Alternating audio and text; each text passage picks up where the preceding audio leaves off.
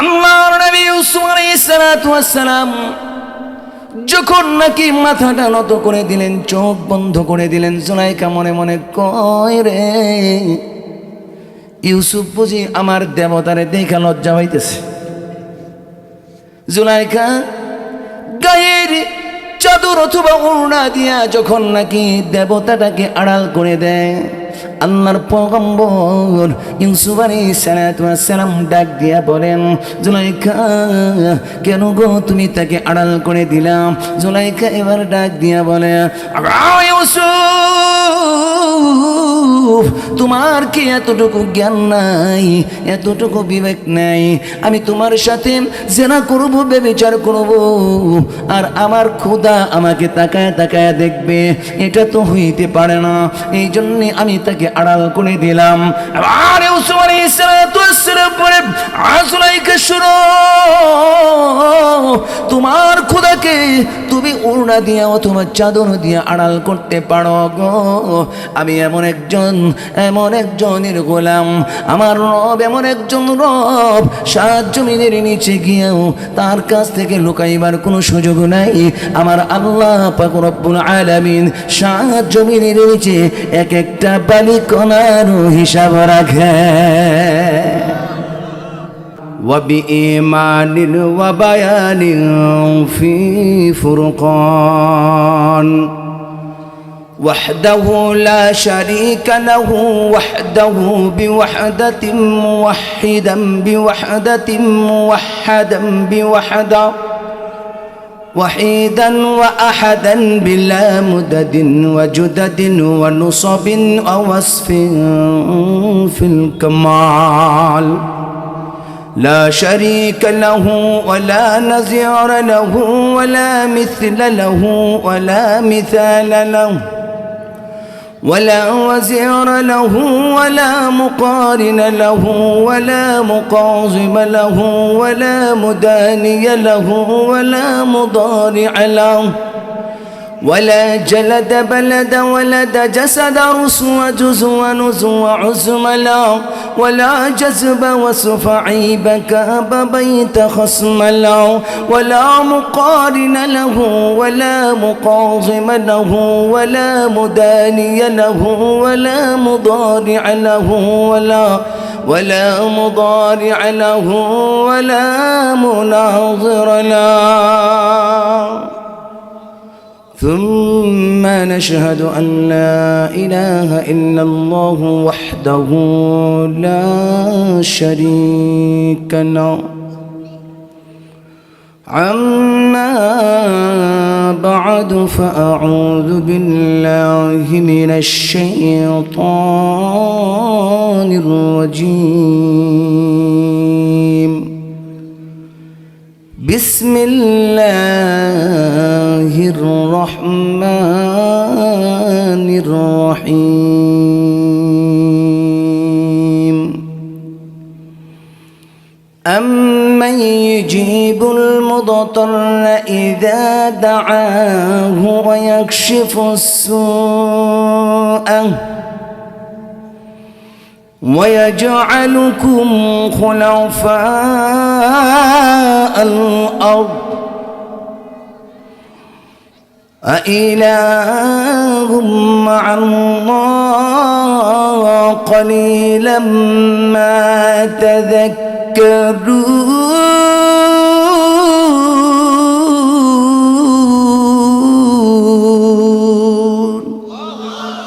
صدق الله مولانا العظيم. قال رسول الله صلى الله عليه وسلم إن الشيطان يجري من الإنسان مجرى الدم أو كما قال عليه الصلاة والسلام. সকলে উচ্চ আওয়াজে দুরূদ ইব্রাহিম পড়ি। اللهم صل على محمد وعلى آل محمد كما صليت على إبراهيم وعلى آل إبراهيم إنك حميد مجيد.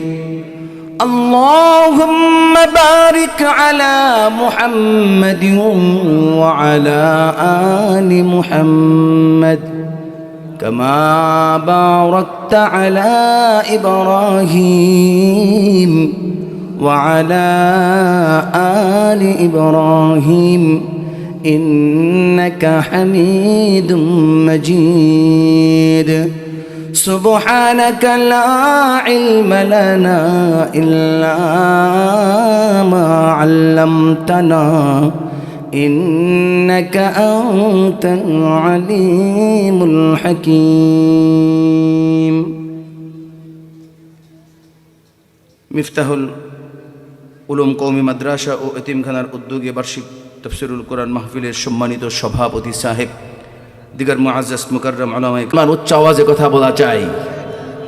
সম্মানিত উপস্থিতি, আল্লাহ পাক রব্বুল আলামিন আমাকে আপনাকে দুনিয়ার জমিনের মধ্যে প্রেরণ করেছেন শুধু দুনিয়ার জমিনের মধ্যে এসে রং তামাশা করে জিন্দেগি বরবাদ করে দেওয়ার জন্য না, কোনো কাজ আছে? আমার সাথে একটু কথা বলবেন, কোনো কাজ আছে তো? কাজ ছাড়া এমনি বানাইছেন? কাজ দিয়ে বানাইছেন। এই যে এখানে স্টেজ করা হয়েছে, উপরে তাবু দেওয়া হয়েছে, সুন্দর বিছানা দেওয়া হয়েছে, এটা কি অকারণে না কারণে? কারণ হইল কুয়াশার দিন, উপর থেকে কুয়াশা পড়বে না, নিচে থেকে ঠান্ডা উঠবে না, এই জন্যে সুন্দর এই ইন্তজাম করা হয়েছে। ঠিক তেমনিভাবে আল্লাহ পাক রব্বুল আলামিন দুনিয়ার জমিনে আমাকে আপনাকে প্রেরণ করেছেন অযথায় নয়, বিনা কারণে নয়, বিনা কাজে নয়, কাজ দিয়াই আল্লাহ দুনিয়ার জমিনে পাঠিয়ে দিয়েছেন। কথা কোন ঠিক কিনা? অথচ দুনিয়ার জমিনে আসার পরে মানুষ আল্লাহকে সর্বপ্রথম ভুলেছে।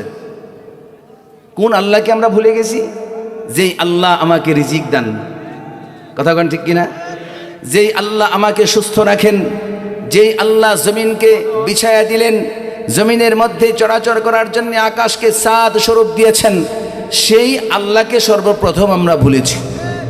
কথা কোন ঠিক কিনা? অথচ যদি মানুষ আল্লাহর সাথে সম্পর্ক করে, মানুষ যদি আল্লাহর সাথে সম্পর্ক করত, তাহলে পৃথিবীর কোনো পরাশক্তি তাকে পরাভূত করতে পারত না। পৃথিবীর কোনো পরাশক্তিকে মুসলমান ভয় পাইত না। যদি আল্লাহর সাথে তার সম্পর্ক হয়ে যায়, তাম পৃথিবীর মধ্যে কোনো মুসলমান কাউকে ভয় পায় না। অথচ সম্পর্ক আল্লাহর সাথে না করে মানুষের সাথে করেছি। উদাহরণ দেই, যে আল্লাহর সাথে যার লাইন আছে, কানেকশন আছে, তার কোনো যে ভয় নাই। একটা উদাহরণ দিই,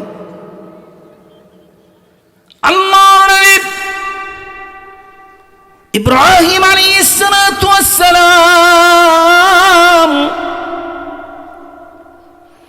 যখন নাকি এক আল্লাহর দাওয়াত দেওয়া শুরু করলেন, এক আল্লাহর দাওয়াত, কয় আল্লাহর? আরেকটু জোরে কোন, কয় আল্লাহর?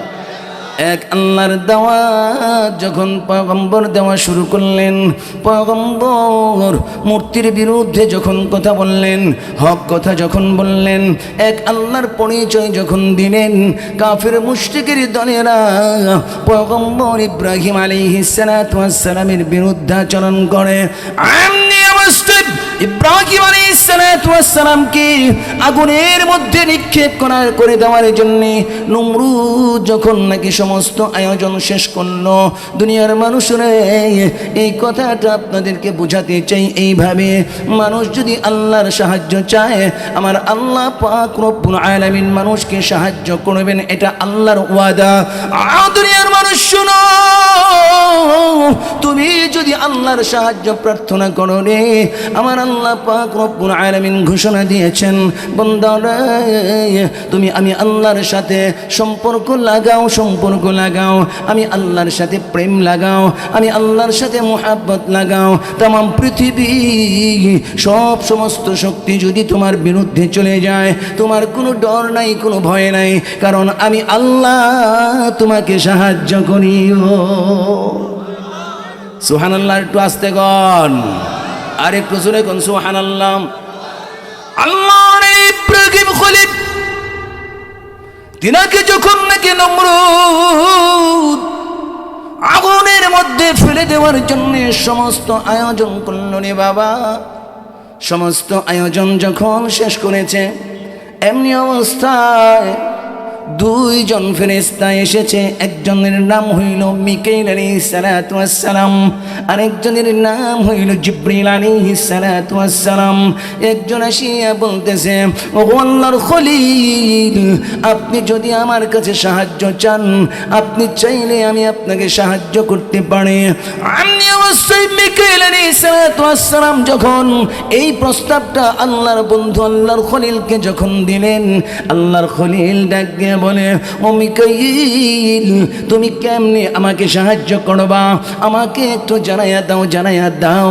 এবার মিকাইল আলাইহিস সালাতু ওয়াস সালাম বলেন, আল্লাহর খলিল, আমার আল্লাহ পাক রব্বুল আলামিন আমাকে বৃষ্টি দেওয়ার কাজে নিয়োজিত করেছেন। আপনি সাহায্য চাইলে আমি আল্লাহর হুকুমে এত বেশি বৃষ্টি দিয়া দিব, নমরুদের বিশাল আগুনকে আমি এক নিমিষেই নিভাইয়া দিব। বলতেছে এক নিমিষেই আমি নিভাইয়া দিব, যত বড় আগুনই হোক, বৃষ্টি দেওয়ার দায়িত্ব যেহেতু আমার রব আমাকে দিয়েছেন, আপনি শুধু সাহায্য প্রার্থনা করুন। আমার খলিল ইব্রাহিম আলাইহিস সালাতু ওয়াস সালাম ডাক দিয়ে বলেন, না না না, আমি তোমার সাহায্য চাই না মিকাইল, তুমি চলে যাও, তোমার সাহায্যের আমার প্রয়োজন নাই। এই যে কথা যখন বললেন, মিকাইল আলাইহিস সালাতু ওয়াস সালাম চলে গেলেন। অমনি অবস্থায় জিবরাইল আলাইহিস সালাতু ওয়াস সালাম ডাক দিয়ে বলেন, আল্লাহর খলিল, আপনি যদি আমার কাছে সাহায্য প্রার্থনা করেন, আমি আপনাকে সাহায্য করতে পারি। আল্লাহ পাক রব্বুল আলামিনের কাছ থেকে অনুমতি এনেছি, চান গো আপনি সাহায্য প্রার্থনা করলে আমি আপনাকে সাহায্য করব। এবার আল্লাহর খলিল ডাক দিয়া বলে, ও জিবরিল আলাইহিস সালাতু ওয়াস সালাম, আপনি আমার প্রশ্নের জবাব দিন, যদি জবাব দিতে পারেন তাহলে আমি আপনার কাছে সাহায্য চাইব। এবার তিনি ডাক দিয়া বলেন, ও জিবরিল, আপনি একটা প্রশ্নের জবাব দিন। এই যে নমরুদ আমাকে আগুনের মধ্যে ফেলে দেওয়ার জন্য এত বড় আগুনের কুণ্ডলী জ্বালাইল, আপনি একটু আমাকে এই কথাটা বলুন, এই আগুনের কুণ্ডলীটা আমার আল্লাহ দেখেন কি দেখেন না? কথা কয় না, দেখেননি? আরেকটু জোরে কোন দেখেননি? আর যখন নাকি প্রশ্ন করেছে, আল্লাহর খলিলের প্রশ্নের জবাবে জিবরাইল আলাইহিস সালাতু ওয়াস সালাম ডাক দিয়া বলেন, হ্যাঁ পয়গম্বর, আল্লাহ পাক রব্বুল আলামিন তা তো দেখেন। এবার ইব্রাহিম খলিল ডাক দিয়া বলেন, ও জিবরাইল, আরেকটা প্রশ্নের জবাব আপনি দিয়া যান। আমাকে এই আগুনের মধ্যে ফেলে দিবে, ফেলে দিলে আমি ঝলসে যাব, আমি পুড়ে যাব, আমি ছাই হয়ে যাব। আমার আল্লাহ এটা জানেন কি জানেন না? এই প্রশ্নের জবাবে আর জিবরাইল আলাইহিস সালাতু ওয়াস সালাম ডাক দিয়া বলেন, হ্যাঁ ওগো আল্লাহর খলিল, এটাও তোমার আল্লাহ জানেন। শুধু এমনটা নয় গো, এমনটা নয়, আমার আল্লাহ তো হইল এমন একজন আল্লাহ, সাত জমিনের নিচে এক একটা বালিকণার হিসাব আল্লাহ রাখেন। সুবহানাল্লাহ কয় না? সুবহানাল্লাহ কইলে কি গুনাহ হইব নি? জোরে কোন, গুনাহ হবে? গুনাহ হবে? গুনাহ হবে না যেহেতু, বললে দোষ কি? বললে তো লাভ। সুবহানাল্লাহর কথা একটু বলবো, একটু পরে বলতেছি। আর যখন নাকি এই জবাবটা জিবরাইল আলাইহিস সালাতু ওয়াস সালাম দিলেন, এবার আল্লাহর খলিল ডাক দিয়া বলেন, জিবরাইল, আপনি চলে যান, আপনি চলে যান, আপনার সাহায্যের আমার কোনো প্রয়োজন নাই। যেহেতু আমার আল্লাহ পাক রব্বুল আলামিন এই কথাটা জানেন, আমাকে আগুনের মধ্যে ফেলে দিবে, ফেলে দেওয়ার পরে আমি ঝলসে যাব, পুড়ে যাব, ছাইখাই হয়ে যাব। যান জিবরাইল যান, আমার আল্লাহ পাক আমাকে সাহায্য করবেন। আল্লাহ যেহেতু জানেন আগুনের মধ্যে ফেলে দিলে আমি একেবারে ধ্বংসলীলায় পরিণত হব, জান জিবরাইল, আপনার সাহায্য আমি চাই না, আমি খলিলের জন্য আমার আল্লাহ আমার জন্য যথেষ্ট। সুবহানাল্লাহ কোন? আর একটু জোরে কোন সুবহানাল্লাহ। আমনি অবশ্যই জিবরাইল আলাইহিস সালাতু ওয়াস সালাম যখন চলে গেলেন, এমত অবস্থায় যখন নাকি আল্লাহর খলিলকে প্রস্তুত করা হয়েছে আগুনের মধ্যে নিক্ষেপ করে দিবেন, খলিল কার প্রতি ভরসা করেছে বলেন? আর একটু জোরে কোন কার প্রতি? সাহায্য কার কাছে চেয়েছে? আর একটু জোরে কোন কার কাছে? আমরা তো নেতার কাছে সাহায্য চাই, চেয়ারম্যানের কাছে সাহায্য চাই, কোন চাই কিনা? কথা কয় না, চাই কিনা? কোনো মানুষের কাছে সাহায্য চাওয়া যাবে না। বিপদ যদি হয়ে যায়, বিপদের মধ্যে পড়ে গেলে মুসলমান সর্বপ্রথম যার কাছে সাহায্য চাইবেন তিনি কে? আর একটু জোরে কোন কে? আর যখন নাকি জিবরাইল আলাইহিস সালাতু ওয়াস সালাম চলে গেলেন, এবার ইব্রাহিম আলাইহিস সালাতু ওয়াস সালামকে আগুনে ফেলে দেওয়ার জন্য যখন নাকি তারা তৈরি হয়ে গেল, আমার আল্লাহ পাক রব্বুল আলামিন আগুনকে এবার ডাক দিয়া বলেন, ইয়া নার কুনি বারদাও ওয়া সালামান আলা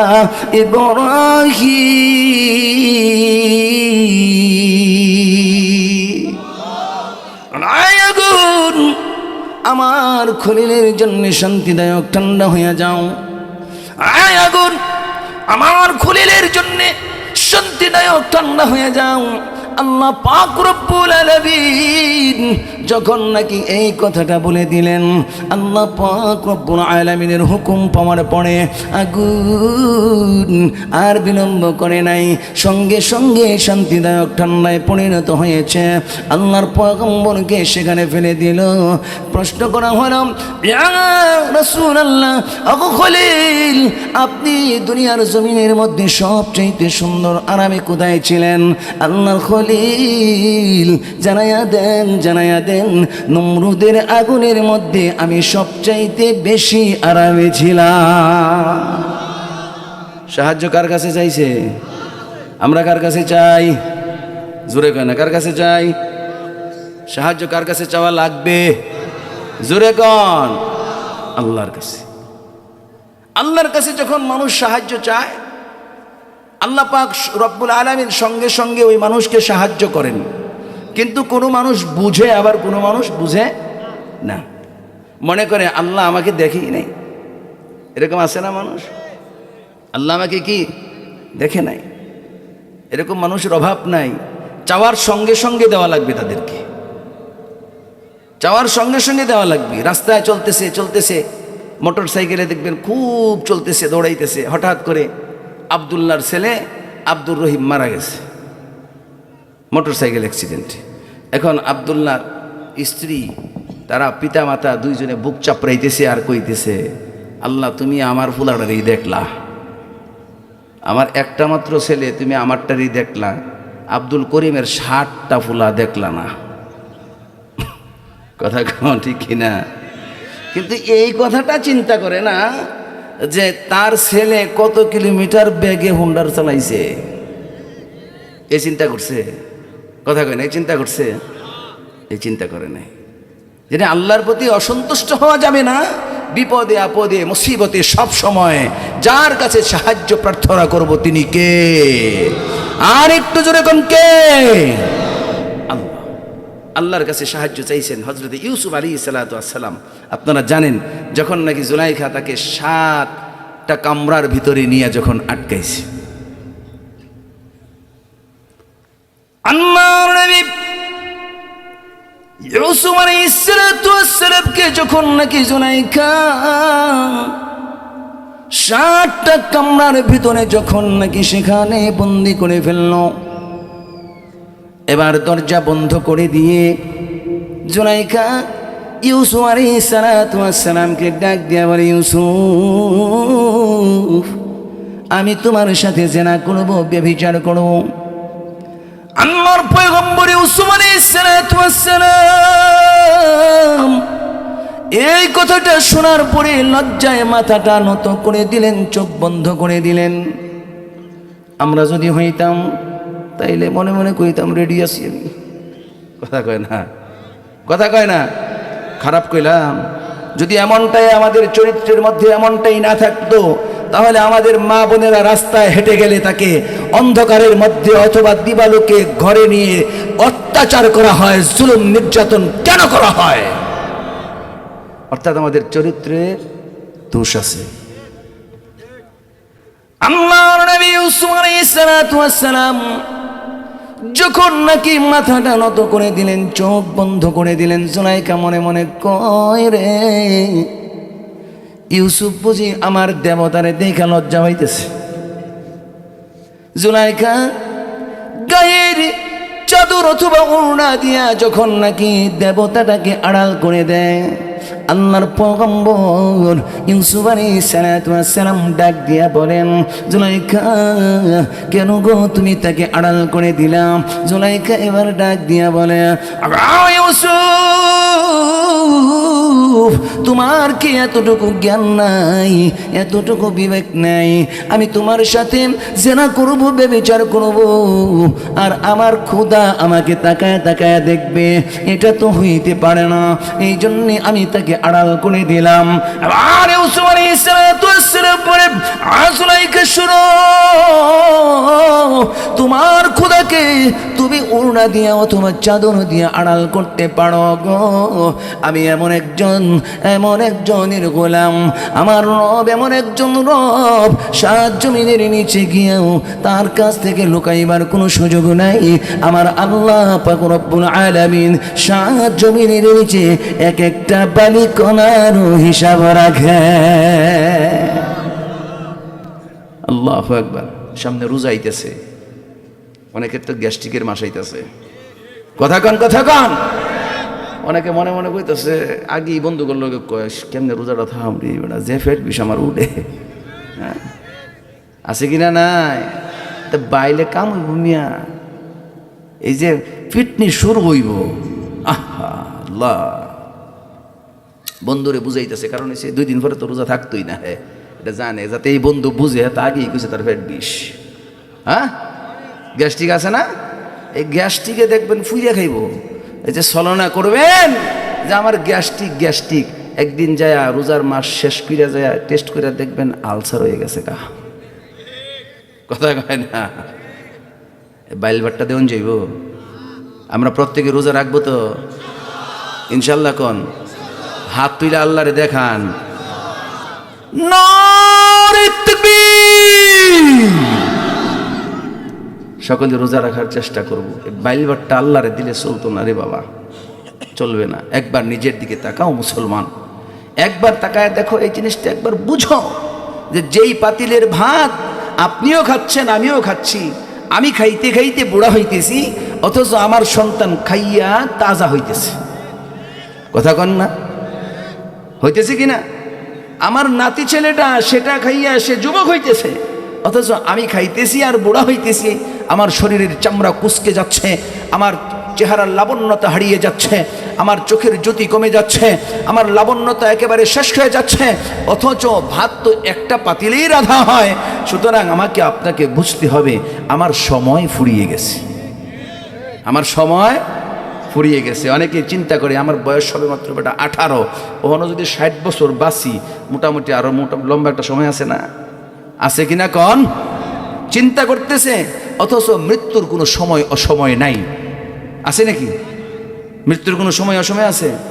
আমাদের এখানে এক লোক, আপনার আশরাফ আলী, চেয়ারম্যান নাম ছিল তার আশরাফ আলী, আজকে থেকে আমার মনে হয় 40 বছর আগে মরার জন্য আপনার কি বলে এটাকে, আপনার মরে না, লোকটা মরে না, বয়স হয়ে গেছে এখন, যাতে সে মইরা যায় আর নাইলে বাচ্চা থাকো, কি জানি বলে এটা, কি খাওয়ায়?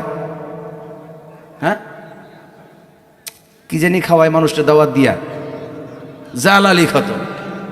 হ্যাঁ জালালি খতম পড়ছে। আরে আমি 40 বছর আগে তার জালালি খতম হয়ে গেছে, এবারটা 40 বছর পরেও মরছে না। আল্লাহু আকবার কর। আমি আর আপনি অনুভব করতে পারি লোকটা বৃদ্ধ হয়ে গেছে, মৃত্যু মৃত্যু তার সামনে চলে আসছে, 2-4 দিন 8 দিন 1 মাস 2 মাসের ভিতরে সে মারা যাবে।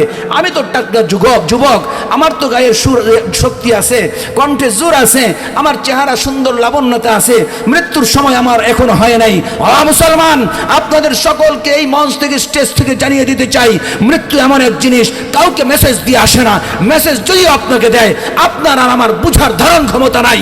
মৃত্যু সব সময় আপনাকে আমাকে পাকড়াও করার জন্য তৈয়ার হয়ে আছে, সব সময়। আল্লাহ এক আয়াতে বলছেন না, আইনামা তাকুনু ইউদরিকুমুল মাউত ওয়ালাউ কুনতুম ফি বুরুজিম মুশাইয়াদা। আল্লাহ রব্বুল আলামিন বলেন, দুনিয়ার মানুষ শোনো, মরণ এমন একটা জিনিস রে, মরণ এমন একটা জিনিস, যদি তুমি 7 জমিনের নিচে যদি লোহার প্রাচীর বানাইয়াও সেখানে আত্মগোপন করো, মালাকুল মউত তোমাকে খুঁজে বের করে ফেলবে। এতে কোনো সন্দেহ আসেনি? জোরে কয় না, এতে কোনো সন্দেহ আছে? সন্দেহ নাই। এবার জুলাইখা যখন ওই মূর্তিটাকে আড়াল করে দেয়, ইউসুফ আলাইহিস সালাতু ওয়াস সালাম ডাক দিয়া বলে, জুলাইখা রে, কেন গো তুমি তাকে আড়াল করে দাও? এবার জুলাইখা ডাক দিয়া বলে, ওগো ইউসুফ, আমি এই কারণে তাকে আড়াল করে দেই, আমি তোমার সাথে জেনা করব, ব্যভিচার করব, আর আমার খোদা আমার মালিক তা দেখবে, এটা তো হইতে পারে না। আল্লাহর পয়গম্বর ইউসুফ আলাইহিস সালাতু ওয়াস সালাম ডাক দিয়া বলেন, জুলাইখা,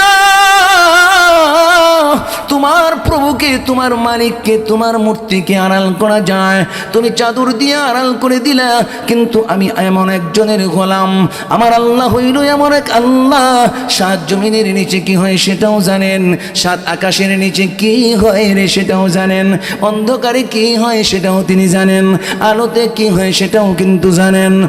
জুলাইখা, আমি এমন একজনের গোলামি করি, আমার আল্লাহ পাক রব্বুল আলামিন সর্বত্র বিরাজমান এবং তিনি সব কিছু দেখেন। সুবহানাল্লাহ কয় না? কুলিল্লাহুম্মা মালিকাল মুলক তুতিল মুলকা মান তাশাউ ওয়া তানজিউল মুলকা মিম্মান তাশাউ ওয়া তুইজ্জু মান তাশাউ ওয়া তুযিল্লু মান তাশাউ বিয়াদিকাল খায়র ইন্নাকা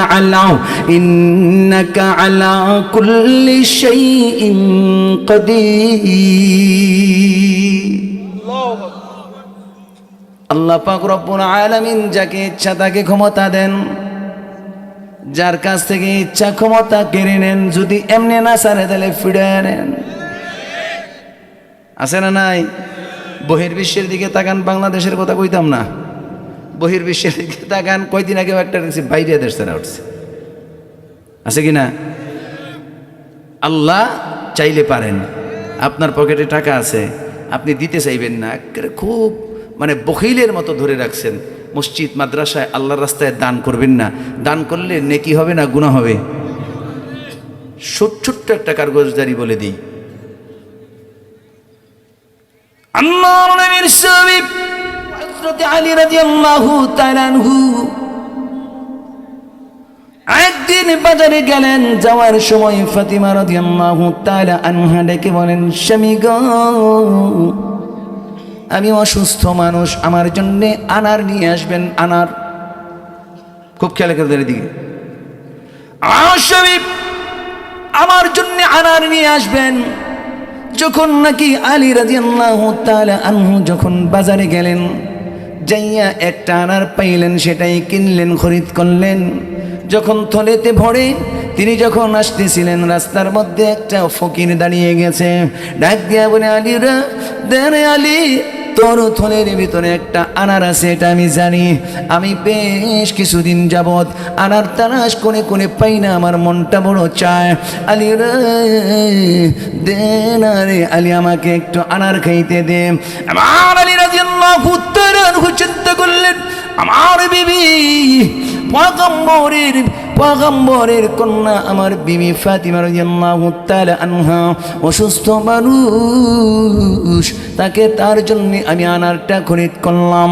এবার একটা ভিক্ষুক আমার কাছে আনার চাই রে, আমি না দিয়েও থাকতে পারি না।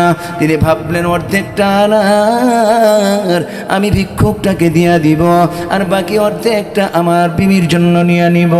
এবার অর্ধেকটা আনার যখন সেখানে দিলেন, ওই ফকির খাওয়ার পরে এবার ডাক দিয়া বলে, আলী বাকি আনারটুকু আমাকে দিয়ে দাও, আমার পেটটা পোড়া হয় নাই, আমার খেয়ে তৃপ্তি মিটে নাই, দাও রে আলী, বাকি আনারটুকু আমাকে দিয়ে দাও।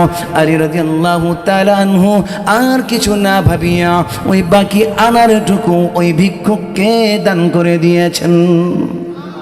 সুবহানাল্লাহ কোন। আমরা হইলে কি কইলাম, হইলে বেটা তুই মাথা খারাপ হইছিস নি, আমার স্ত্রী আনার খাইবার চাইছি বেটা, সারা বাজারে খুঁজে এক কান পাইছি, এটাও তোরে দিতাম। আল্লাহর নবীর সাহাবী আলী রাদিয়াল্লাহু তাআলা আনহু ওই আনারটা ভিক্ষুকটাকে দান করিয়া, একটা আনার দান করিয়া তিনি শূন্য হাতে বাড়িতে চলে গেলেন। বাড়িতে যাইয়া দরজার সামনে দাঁড়ায় রয়, এমনি অবস্থায় ফাতিমা রাদিয়াল্লাহু তাআলা আনহা দরজাটা খুললেন, দেখেন আলী রাদিয়াল্লাহু তাআলা আনহু দাঁড়িয়ে আছেন। মনটা একটু ভার ভার মনে হয়। আমার তো অবস্থায় ডাক দিয়ে বলেন, স্বামী মনটা খারাপ কেন গো? আমার মনে হয় আপনি বাজারে আনার পান নাই। এবার ডাক দিয়া বলেন, ও বিবি, আনার তো আমি পেয়েছিলাম, যখন খরিদ করে আমি বাড়ির দিকে রওনা হলাম, এমনি অবস্থায় একটা ভিক্ষুক যাইয়া আমার সামনে দাঁড়িয়ে যায়, আমার কাছে আনার চাইনি। আমি আর বিলম্ব করলাম না, আমি সেই একটা আনার ভিক্ষুককে দান করে দিয়েছি।